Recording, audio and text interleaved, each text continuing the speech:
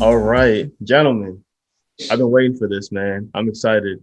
First of all, I want us to introduce ourselves, but we are School for Champions. But let me put in parentheses though, freshman year. We just getting started, man. We trying to bring the energy, man. We're trying to learn ourselves, and so I'm excited that you guys were down to sit down and do something, man, because we already worked together anyways, and so it made sense to sit down and kind of have conversations about things we learn. And I'm excited to learn more about you guys, and hear some more stories and learn more about you guys in depth. And so I'm fired up. So Yeah, guys for being able to sit down, man. For sure, man. For sure. I'm not gonna lie. I've been thinking about doing this kind of thing for a long time, and it's honestly a pleasure to be able to sit down with both of you guys. Like you said, we work together. I look up to both of you guys a lot.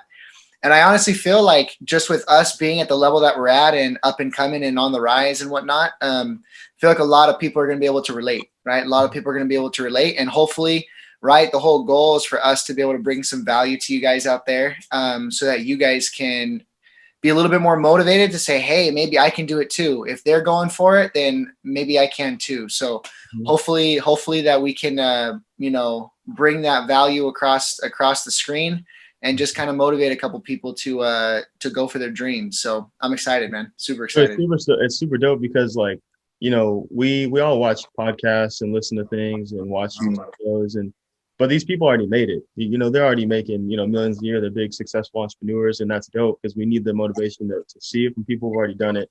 But I think sometimes it's nice to hear from like your peers, like people who are on the same level or maybe just a little bit farther ahead, just because it makes it seem more like real, like like relatable, where it's like, bro, I will go to so and so's page to get motivated. So I'm like, do I see his mansion and his jet and everything?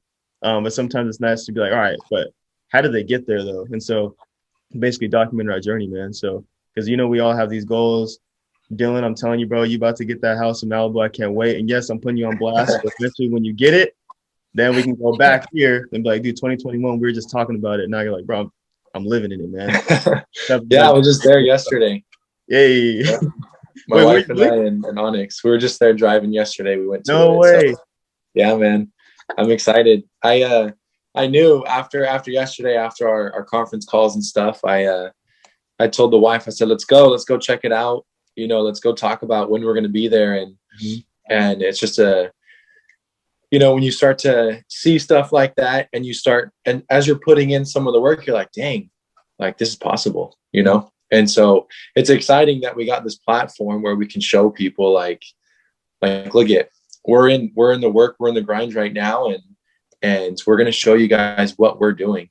And so it's exciting, man. I'm super pumped up for this. There we go. All right, so we're gonna kind of trade off, but I'm a host system, bro, because I got an idea, man. I want to talk about limiting beliefs. I was thinking about this. I think about it quite a bit, but lately I've been thinking about it a little bit more because I hear people talk about different insecurities they have and things that kind of hold them back, or maybe we're having a conversation and they tell me what they want to do, like their dreams, and, oh, I want to do this, I want to leave my job, whatever, but they just don't ever do it. Like they never do what they say they want to do. And I think that's because people have insecurities, obviously, and they have limiting self-limiting beliefs, whether they know it or not. We all have it. And I just kind of want to talk about that because I think it comes from, well, matter of fact, I know it comes from a young age. It's not something that just comes overnight when you're an adult. It's something that it needs to be unpacked from when you're a little kid. And so yeah, I just wanted to kind of talk about that. Like for me, I remember I was probably like, I think I was about 12. For those of you who don't know, I skate. I've been skating for 14 years, and so I was about 12, and I'd just been skating for like 8 or 9 months. So I don't even think it had been quite a year yet. And I remember I went to my cousin's house. I think it was for Easter, and they were all outside, and they were playing at the basketball court. And bro, when I tell you I suck at basketball, like team sports in general, I'm telling you, like I was trash, bro. Like come on, ladies, hey, we need one more dude. Like I'm talking about, like I'm shooting and it's going way over, like or like like I'm horrible, right? So I wasn't even trying to play, but I had my skateboard. Like they were playing the game on the basketball court, and I would kind of like have a little corner where I was trying to learn ollies and whatever.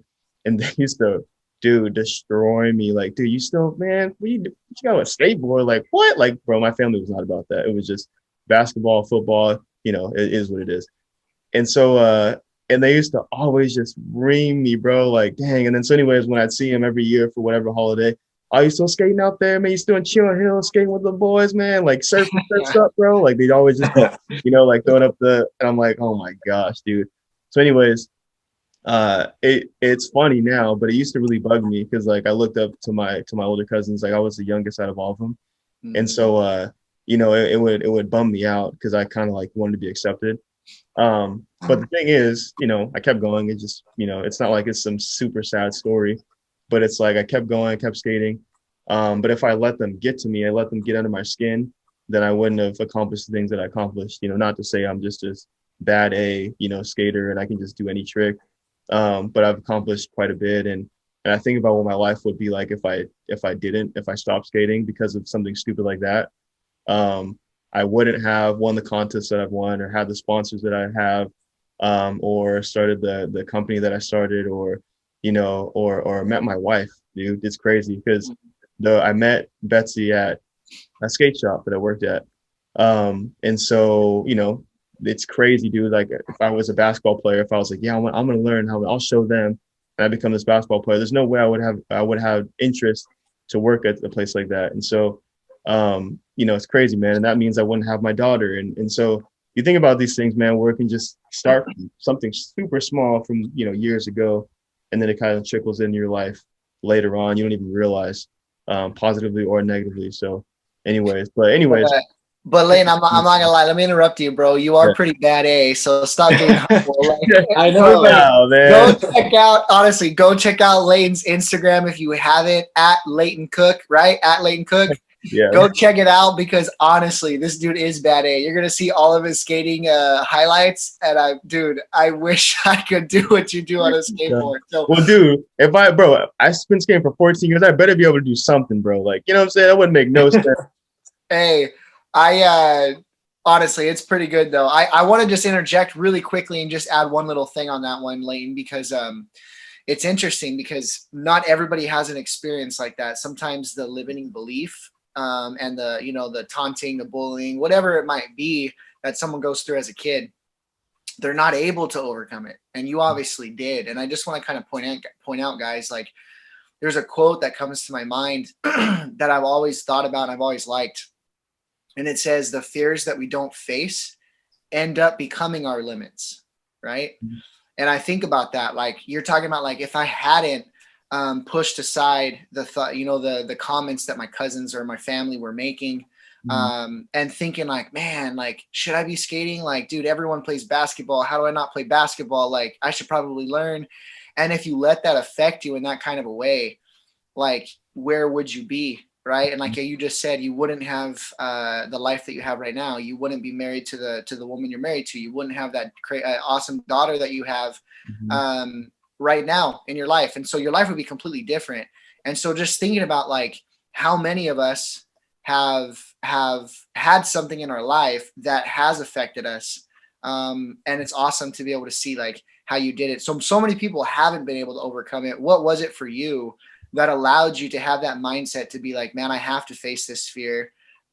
Because obviously it's worked out for you really, really well. And you've gotten to where you're at now, which is awesome. So if you could kind of talk to us and let the people know, like, what is it that you did to overcome it? Because not a lot of people have that strength to be able to do so.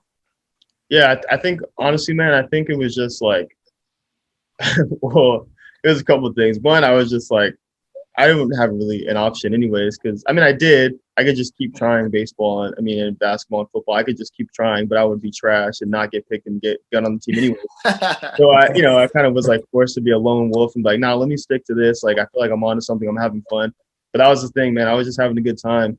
And I think, I know, matter of fact, that it had to do with, I don't see my cousins all the time. It would be for a holiday because they're all from LA. And so I would see them, when we go out to Inglewood for, I don't know, Christmas or Easter or whatever holiday, and hang out with them.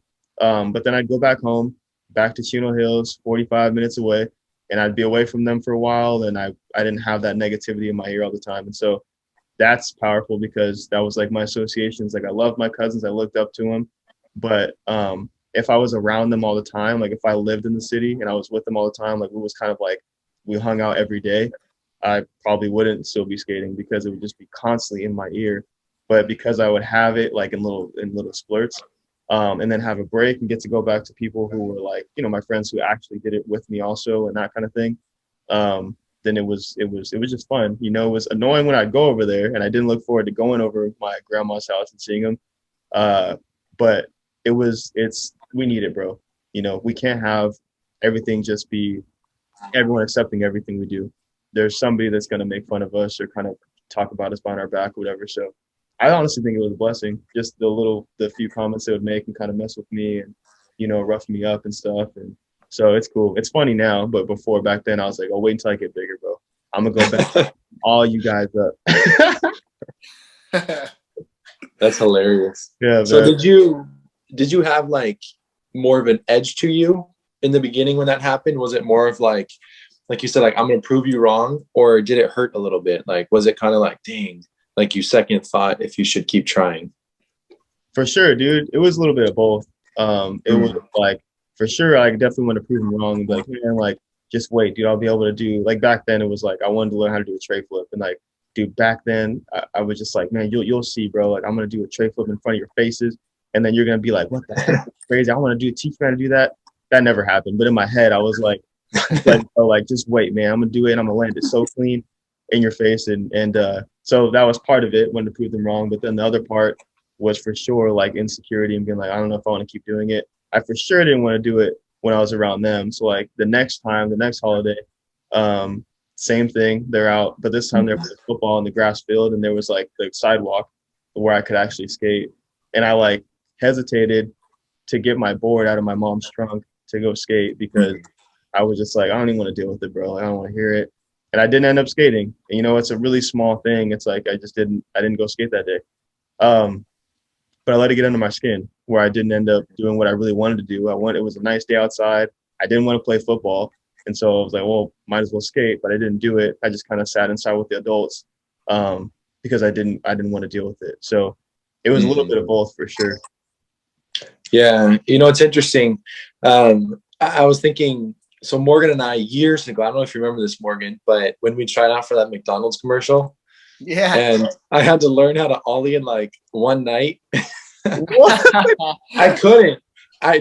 So we had one of those basketball hoops that you can like higher and lower, and it was in the front yard, and I was holding on to the net, and I was trying to ollie and try all night long. Morgan was trying to teach me, and it's interesting because I'm relating that to when I was trying to ollie. I was scared to fall and hurt myself. Mm-hmm.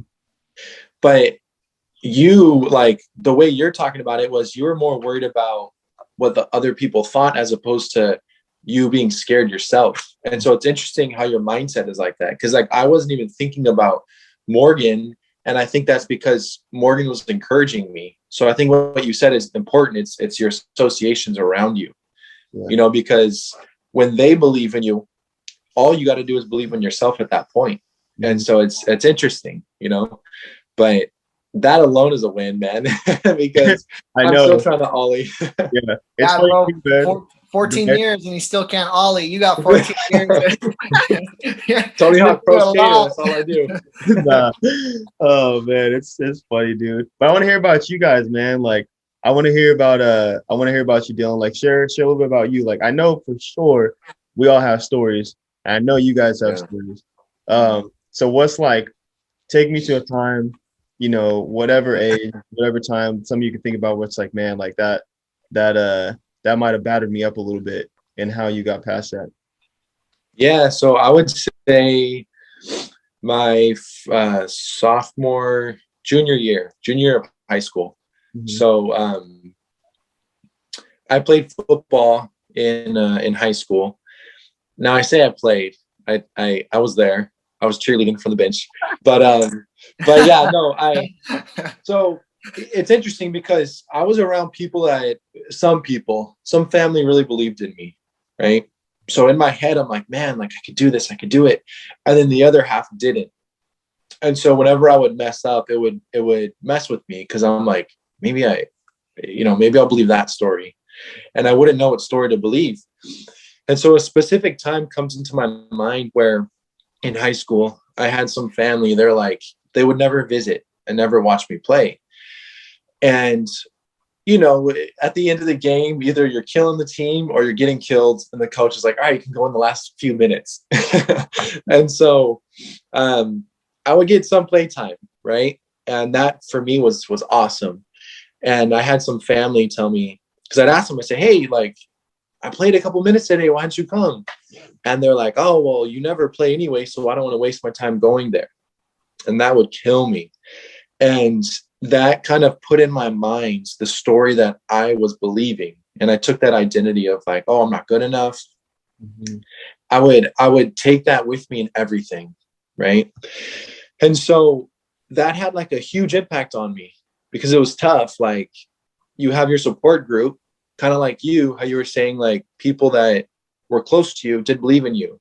And it's like, man, like, especially when you're younger, you're still like learning what story to believe. Like you're learning what you're good at, what you like, all these things. And so fast forward, with Morgan and I played some football in college together.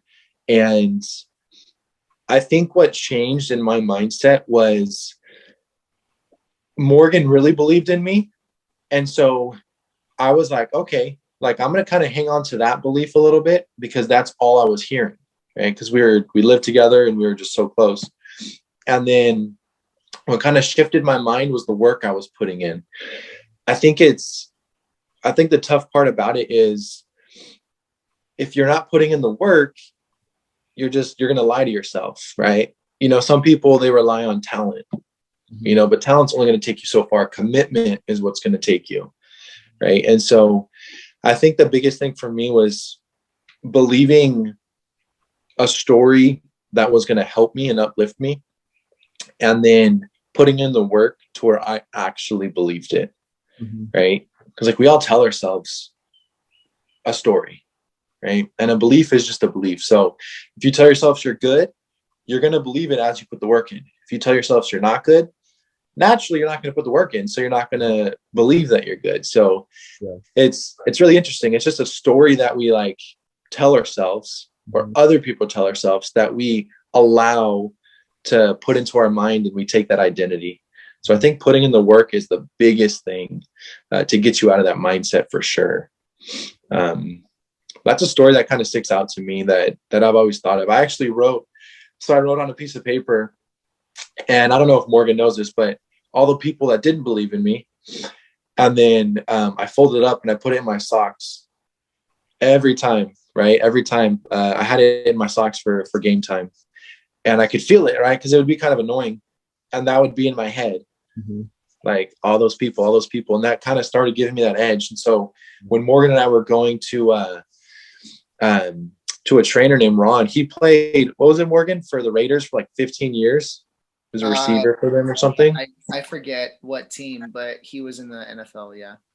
Yeah, for like a while. And so he would train us, and just, I think it was so key what you said, Lheighton, like having that, being around those people that believe in you, right? The associations, because him and Morgan, like, I clinged on to their belief in me until I started believing it. And that was a turning point for me, for sure. Yeah. So it's huge, man, what you said, because it's the same thing, man, where it's like, well, first of all, the fact that you wrote everyone's names down, you put them in your sock, just to have them, you have to have those people, bro. Like, I don't care what people say, like, they're like, dude, that, you can't hold grudges, whatever. I'm not saying grudges per se, but you have to have something in your mind to give you that edge, because otherwise you're going to stop. Like, if everything is just all roses and butterflies and cool, whatever, then, I mean, if you're talented, you'll still be really good, but you don't have really anything to push you, like someone to prove wrong, some record to beat, some number to hit, whatever. Super quick, because I want to hear from you, Morgan, honestly. You up next, baby. You ain't getting away from me. But real quick, aren't we out of time, man? We're out of time. No, dude, nah, we're not out of time, but we're just getting started. But no, man, but I say that because For me, like super quick, my mom used to teach self-esteem classes at my elementary school. Mm. It was super dope. Like when I was a little kid, I didn't even really know what self-esteem was until she started teaching it. And so she come into class and she teaches about loving ourselves and being positive and having confidence and standing up straight. Like people to this day make fun of me, like not make fun of me, like, dude, your like posture is so like whatever. Just like she always like stand up like my soldier, right? Well, and I'd just be standing up all tall and whatever. And so it just kind of stuck with me. So anyways, but that foundation came from a young age of her instilling me with positivity and loving myself and always like, telling me I was handsome, whatever, right? It's corny, but hearing my mom be like, oh, you're handsome, whatever, like all these things you just kind of adapt to and you get used to hearing, which sounds great. So it's not a poor me, like how is that a bad thing, right?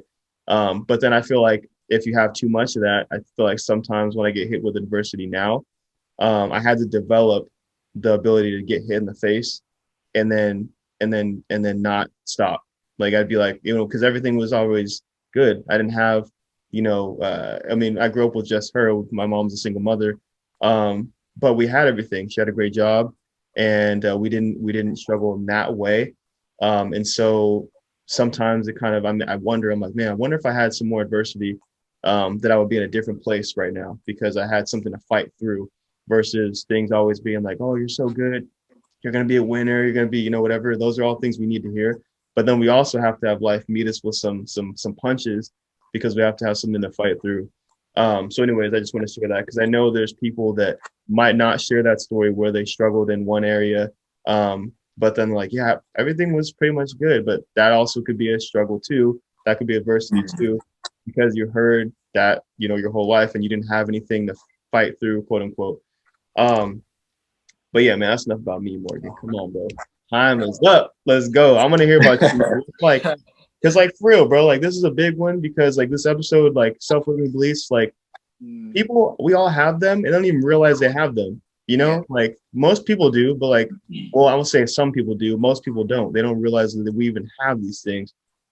So what about you, man? Like, what's a time that you had that you felt like you had to push through or something that kind of just like took a jab at you, bro, like when you were younger and it stings when you think about it now to this day. Like what's a moment that you had? Yeah, man. So before I jump into that, just really quick, I'm not going to lie. First time I met you, Lheyton, I never made fun of you, but I was like, dang, he does have really good posture. I remember until I got to the end, I was like, dude, he stands up so straight. Like it hurts me like doing that. Like it's so good. I need to get better posture. Oh, that's funny. That's awesome, man. Yeah, man. I mean, I got stories on top of stories, so I'm not going to bore you guys to death because I could be here for an hour just talking about stories. But before I get into my what I'm about to tell you, I wanted to just reiterate on one point that's super, super important, I believe. And from kind of what you guys are talking about, it just reminds me of how important it is to be able to raise our children the right way. So a leader of mine, someone that I really, really look up to, a mentor, spiritual mentor, has said that the most important work that you'll ever do is within the four walls of your own home. And to me, I think that is so crucial. And like now I have a daughter, I have a second daughter on the way, right? My wife's pregnant. I know Dylan's got a son. Lheyton, you got a daughter. We're all fathers right now, right? And I think now it's even more real to me, being able to see my daughter. And I think about like, what am I telling her? What is she hearing me say? What is the message that I'm trying to bring across to her? And is she perceiving it that way? Because I see how a lot of my self-limiting beliefs came from a lot of the stuff that people would tell me as a kid, right? And we don't realize, like just thinking about how like sometimes people say, man, you eat too much, you're so fat, like lose some weight, or just stupid things, right? That like to some people might think like, no, it's like, that's just how we talk. But no, it's not just how you talk. Like you're literally calling them fat, that they're not good enough, that you need to change your body, that I can't accept you this way because you don't look like you're supposed to look. You don't look like the TV tells us you're supposed to look. And so it's crazy if we actually analyzed what we said to people and the message that it's bringing across, the impact is huge, man. The impact is huge. And so I think about everybody out there that's listening. I feel like you can definitely relate to this because every single one of us has something that happened to us as a kid, something that someone told us as a kid. How many of us grow up when people say, what do you want to be when you get older? When you're a little kid, I mean like little, that stuff doesn't even phase you. So you're like telling the whole flipping world, like, man, I'm going to be a professional baseball player. I'm going to be a professional skater. I'm going to be a singer. I'm going to be an astronaut. It doesn't matter. And you're like, man, I don't care what people think. And then all of a sudden you just keep getting smashed on and just trash in your brain and just all these self-limiting doubts and beliefs and people talking down at you and telling you you're never going to amount to anything. You're never going to reach that dream. Why try? It's a 1 in a million chance. How is it really going to be you? Just be safe, go to school, get a 9 to 5, right? All of these things that people tell us that it just destroys your self-confidence.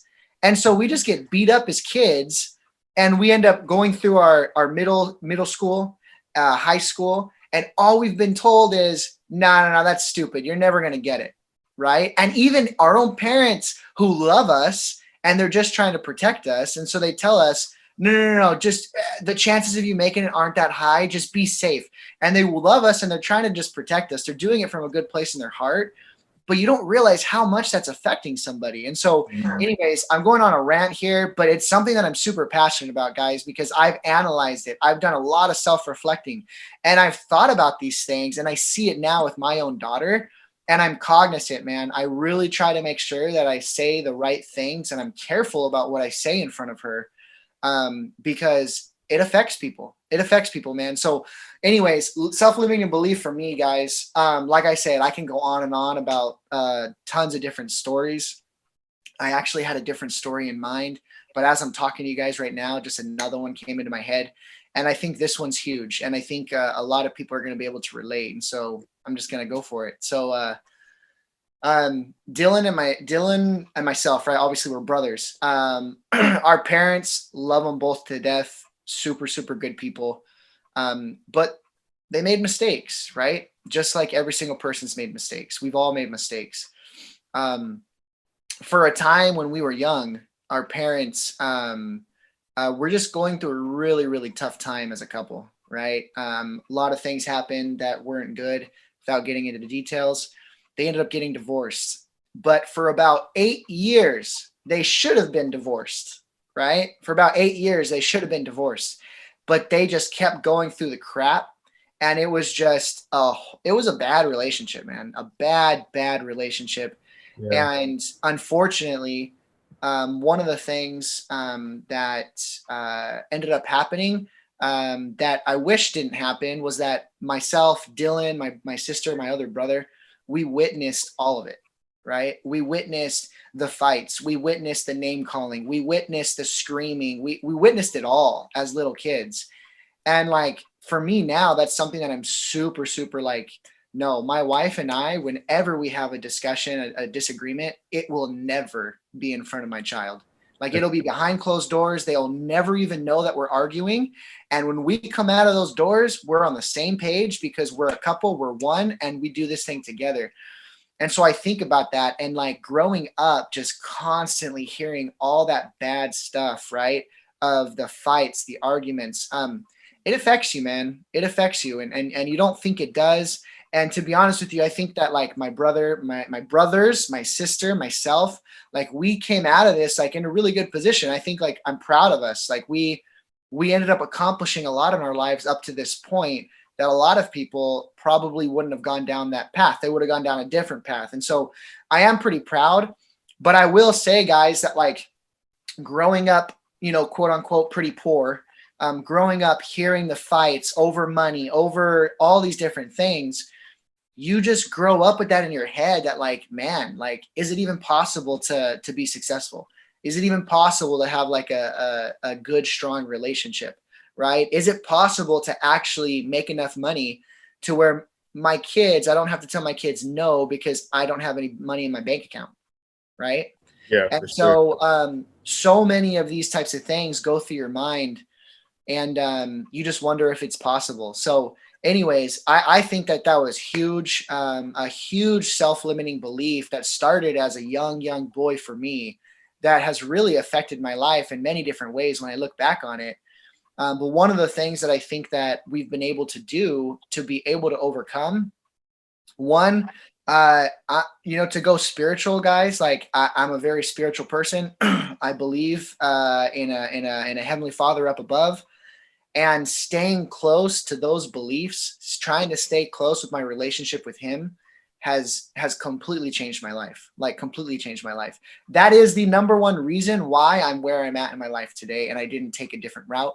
The other thing is kind of what's been alluded to before, is just changing my associations. So being around people that just uplift me and make me a better person, make me think different, make me think positive. And so just changing those associations. So I know I kind of went on a long tangent there, guys, but hopefully that's, something that people can relate to. Just speaking from the heart and just being honest. But that's kind of what I've gone through, just with one example, and kind of what I've done that I'm still doing right now to continue to overcome and progress. Dude, that's freaking crazy. I knew there was a reason I had you go last, man. I was like, oh, bro, I'm fired up, dude. I'm about to run through a brick wall. That was dope, dude. Like I said, man, I'm learning more about you guys too while we do this, man. So it's exciting, bro. Like there's so many things that, like, you can be best friends with someone, you could be brothers with someone, you could be whatever, but there's still so much that you don't know that they went through, or things that they think through their head, like, because nobody knows that unless you tell them. So it's like, it's huge, man. I'm learning so much about you guys, and I'm excited that we get to record it and like share it with the world, man, because this is the beginning of our journey. And I can't wait, bro, until we look back 4 years from now, and we can look back like, dude, 2021, bro, we were like kids, man. Like, we're not kids, but like we're like mentally, like, we're like, bro, we're so far up the road now. And so I'm just excited, man. It was super awesome. So thank you guys for sitting down, and thank you guys for tuning in. If you made it this far, I appreciate you. We all do. Super grateful. Keep tuning in. Subscribe to your boys, and I'm gonna hang out, man. This is the School for Champions, man. Like I said, freshman year, baby. We just getting started. We're getting warmed up. So heck yeah, appreciate you, gentlemen. No problem, man. Appreciate you. Awesome. All right, guys. We out.